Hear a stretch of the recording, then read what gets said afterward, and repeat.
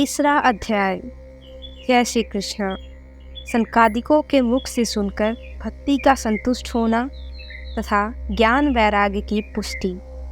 सूत जी ने कहा, हे ऋषियों, नारद जी ने सनकादिकों से कहा कि मैं अवश्य ही श्रीमद् भागवत गीता की कथा का ज्ञान यज्ञ प्रारंभ करूँगा।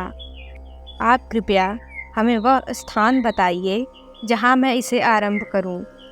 सनकादिकों ने कहा कि हरिद्वार के समीप गंगा जी के तट पर आनंद नामक एकांत वृक्ष एवं लताओं से संपन्न मनोहर स्थान इस कथा के लिए उपयुक्त है। वहाँ तुम इसका आरंभ करो।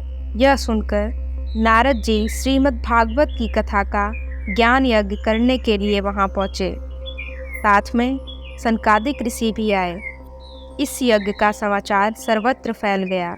अतः इसे सुनने के लिए भृगु आदि ऋषि, वेद वेदांत आदि शास्त्र, गंगा आदि नदियाँ, पुष्कर आदि सरोवर, दंडक आदि वन अपने अपने दिव्य स्वरूप धारण कर कथा सुनने के लिए आए। जब इस कथा के आरंभ में शंख ध्वनि हुई तो आकाश से पुष्प वर्षा होने लगी।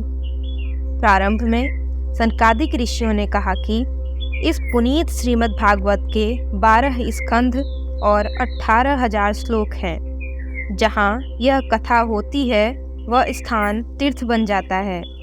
हजारों अश्वमेध यज्ञ और सैकड़ों वाजपेय यज्ञ श्रीमद् भागवत की कथा के 16वें भाग के बराबर भी फलदायक नहीं है। इस शरीर में पाप तभी बसता है जब तक वह श्रीमद् भागवत की कथा नहीं सुन लेता।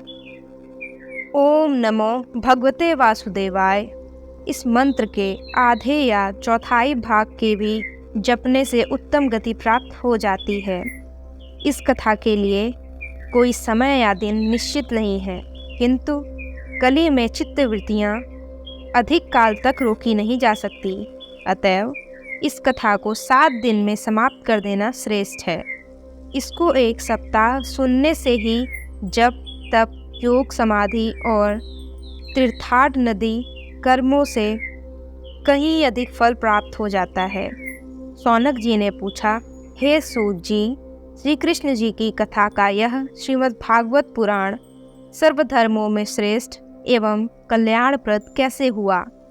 सूत जी ने कहा, जब कृष्ण जी थे तो उनसे उद्धव जी ने यह प्रश्न किया था कि जब आप नरलीला समाप्त कर अपने धाम को चले जाएंगे तो फिर कली में यह गौ रूपी पृथ्वी किसकी शरण में जाएगी?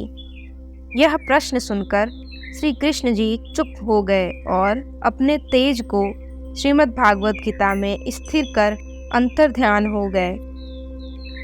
सूत जी ने कहा, नारद जी के श्रीमद् भागवत के ज्ञान यज्ञ को 1 सप्ताह में समाप्त करने का जैसे ही निर्णय किया वैसे ही भक्ति, हे कृष्ण गोविंद हरे मुरारे, हे नाथ नारायण वासुदेवा कहती हुई अपने दोनों पुत्रों ज्ञान और वैराग्य के साथ आकर यज्ञ में उपस्थित हो गई।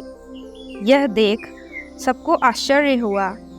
भक्ति ने नम्रतापूर्वक कहा, मुझे तो इस कली ने नष्ट कर दिया था, किंतु श्रीमद् भागवत की कथा के इस ज्ञान यज्ञ ने मुझे फिर जीवन प्रदान किया। जय श्री कृष्ण।